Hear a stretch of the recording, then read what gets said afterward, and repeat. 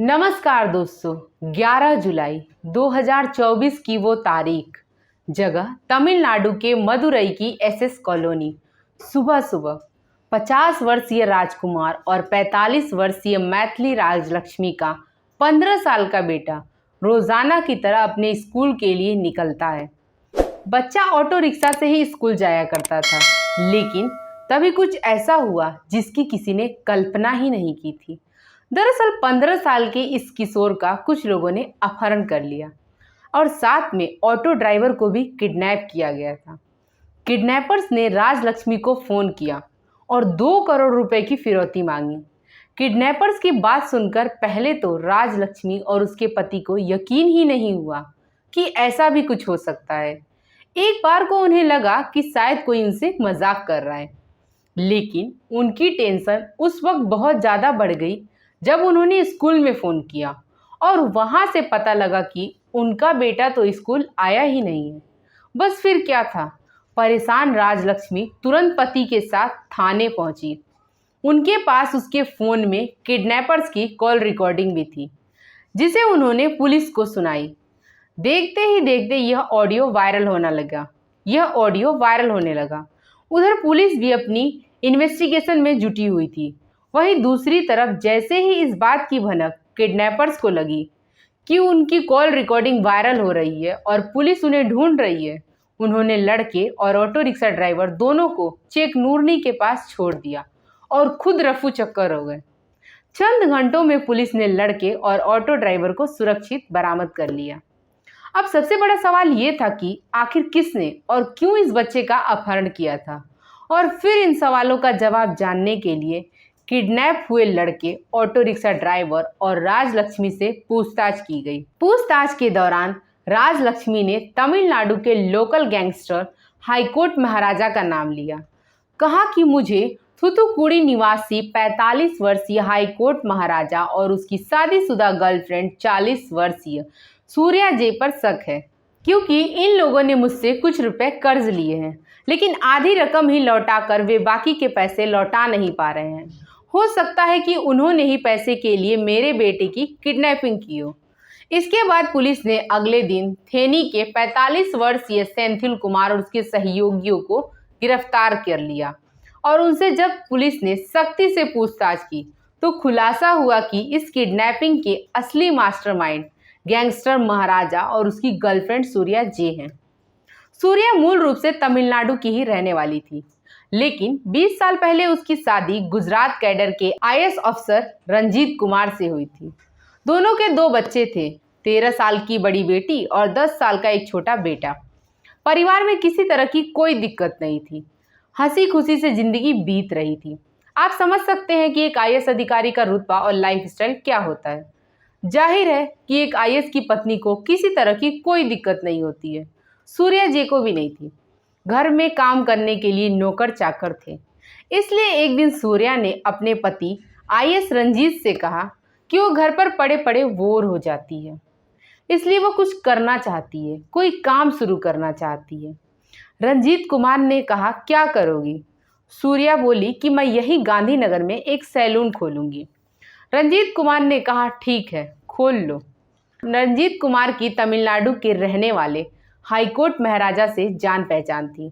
High court महाराजा रंजीत कुमार का manager था, office के कामकाज में भी सहयोग करता था और वह अक्सर घर पर भी आया जाया करता था।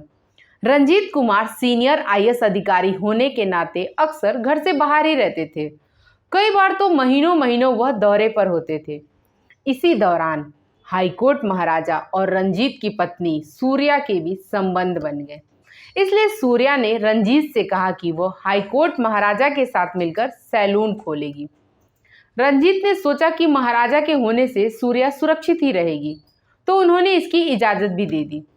सैलून खोलने के बाद सूर्या और महाराजा की नज़दीकियाँ और ज़्यादा बढ़ गई, लेकिन महाराजा से दोस्ती के बाद उसका तमिलनाडु में आना जाना कुछ ज़्यादा ही हो गया। दोनों के बीच अफेयर की भनक जब आईएएस रंजीत को पता लगी तो उन्होंने सूर्या को समझाने की तमाम कोशिशें की। कहा कि तुम 2 बच्चों की माँ हो, ऐसे में इस तरह गैर मर्द के साथ अफेयर तुम्हें शोभा नहीं देता है, ये गलत है। लेकिन सूर्या के सिर पर तो इश्क का बुखार इस कदर सवार था कि वो रंजीत की बात एक कान से सुनती, दूसरे से निकाल देती।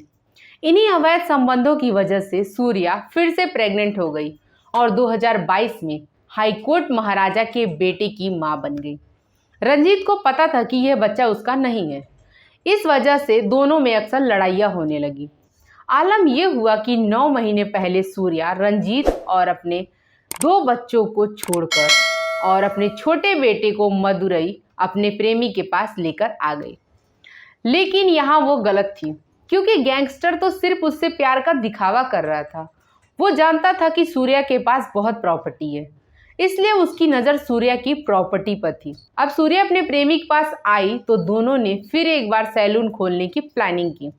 इसके लिए उन्होंने फाइनेंसर मैथिली राजलक्ष्मी से 75 लाख का लोन भी लिया, वो भी भारी ब्याज पर। सूर्या ही लोन की सारी रकमें चुकाया करती थी। महाराजा बस ऐश करता था। फाइनेंसर को उसने करीब 1 करोड़ 35 लाख का भुगतान भी कर दिया था, लेकिन कर्ज उतरने का नाम ही नहीं ले रहा था। एक जगह से पैसे लेकर दूसरी जगह का लोन चुकाने के चक्कर में वह और ज़्यादा कर्ज में फंसती गई। उसके और महाराजा के ऊपर कर्ज बहुत ज़्यादा बढ़ता गया। अब पैसा कहाँ से लाएं? दोनों के मन में यही सवाल था। जब लोन की रकम वो नहीं दे पाए तो उन्होंने इस बारे में राजलक्ष्मी से बात की। तब राजलक्ष्मी ने कहा, सूर्या तुम अपनी प्रॉपर्टी बेचो या कुछ करो, लेकिन मुझे मेरे पैसे वापस चाहिए। लेकिन सूर्या अपनी प्रॉपर्टी बेचना नहीं चाहती थी, इसलिए सूर्या और महाराजा ने फाइनेंसर के बेटे को किडनैप करने का प्लान बनाया। लेकिन उनका प्लान फेल हो गया और मदुरई पुलिस ने 11 जुलाई को मामले में 7 लोगों के खिलाफ रिपोर्ट दर्ज की थी, जिसमें सूर्या का भी नाम शामिल था। कहीं जेल ना हो जाए इसलिए सूर्या 20 जुलाई को गांधीनगर पहुंची। वो अपने किए पर शर्मिंदा थी, पति से माफ़ी मांगना चाहती थी, लेकिन रंजीत कुमार तो पहले से ही उससे तलाक लेने के मूड में आ गए थे जब वे उन्हें छोड़कर चली गई थी। तमिलनाडु की घटनाओं के बारे में भी उन्हें जानकारी थी, इसलिए रंजीत तलाक के कागजों को बनवाने के लिए शहर से बाहर गए हुए थे। तब उनके आवास के सिक्योरिटी गार्ड ने फ़ोन करके बताया कि सूर्या आई हुई है। रंजीत ने कहा, चाहे कुछ भी हो जाए उसको घर में मत आने देना। इसलिए सिक्योरिटी वालों ने सूर्या को घर के अंदर नहीं आने दिया। तब सूर्या ने वहीं पर खड़े खड़े जहर खा लिया। जब उसकी तबीयत बिगड़ने लगी तो उसने खुद ही एम्बुलेंस को भी कॉल कर लिया। इसके बाद आनन फानन में अस्पताल भी ले जाया गया, लेकिन वहां उसकी मौत हो चुकी थी। मौत के बाद गुजरात पुलिस को उसके पास से एक सुसाइड नोट भी मिली। इसे सूर्या ने तमिलनाडु के सीएम MK स्टालिन के लिए लिखा था। उसने नोट में लिखा था कि उसे झूठे केस में फंसाया गया है। वो महाराजा के साथ बेशक रिलेशनशिप में थी, लेकिन उससे उसकी असलियत का पता ही नहीं था। वो नहीं जानती थी कि महाराजा एक हिस्ट्री सीटर है और हत्या के कई मामलों में कई बार जेल भी जा चुका है। लेटर में आगे ये लिखा था, मेरे पति रंजीत बहुत ही नेक इंसान है। मैं उनसे माफ़ी मांगने आई थी। वो मेरे बच्चों का बहुत ही अच्छे से ख्याल रख रहे थे, वह भी तब जब मैं उनको छोड़कर चली गई थी। इसलिए मैं उनके पास अपने गुनाहों की माफ़ी मांगने आई थी। सूर्या की मौत का पता चलने के बाद उसके माता पिता उसका शव लेने गुजरात पहुंचे। वहीं दूसरी तरफ सूर्या के पत्र की जानकारी सामने आने के बाद रंजीत कुमार ने भी उसे माफ़ कर दिया और उनके माँ बाप से कहा कि अगर आप चाहो तो सूर्या का अंतिम संस्कार यही गुजरात में किया जा सकता है। लेकिन माँ बाप सूर्या का शव अपने साथ ले गए। उन्होंने फाइनेंसर मैथिली और 2 अन्य के खिलाफ सूर्या को आत्महत्या के लिए उकसाने का केस भी दर्ज करवाया। दोस्तों, सूर्या की जिंदगी में सब कुछ था। IAS अधिकारी पति, 2 बच्चे, 20 साल की शादीशुदा जिंदगी। लेकिन उसकी एक भूल ने हंसते खेलते परिवार को तहस नहस कर दिया। उसने पति का भरोसा खो दिया, बच्चों का प्यार खो दिया और आखिर में अपनी जिंदगी भी गंवा बैठी। मशहूर शायर फिराक गोरखपुरी की ये पंक्तियाँ सूर्या पर सटीक बैठती हैं। कम से कम मौत से ऐसी मुझे उम्मीद नहीं, जिंदगी तूने तो धोखे पे दिया है धोखा। सूर्या तो चली गई, लेकिन अपने पीछे कई कहानियाँ और सवाल छोड़कर गई। साथ ही एक सीख भी दी, कई बार दिल से लिए गए फैसले परिवार और खुद के लिए कितने खतरनाक हो सकते हैं, ये सूर्या की कहानी से सीखा जा सकता है। इसलिए दोस्तों, प्यार करो लेकिन दिल और दिमाग खोलकर। दोस्तों, आपको ये कहानी कैसी लगी कमेंट करके ज़रूर बताएं, और अगर आप चैनल पर नए हैं तो चैनल को सब्सक्राइब करना ना भूलें। धन्यवाद।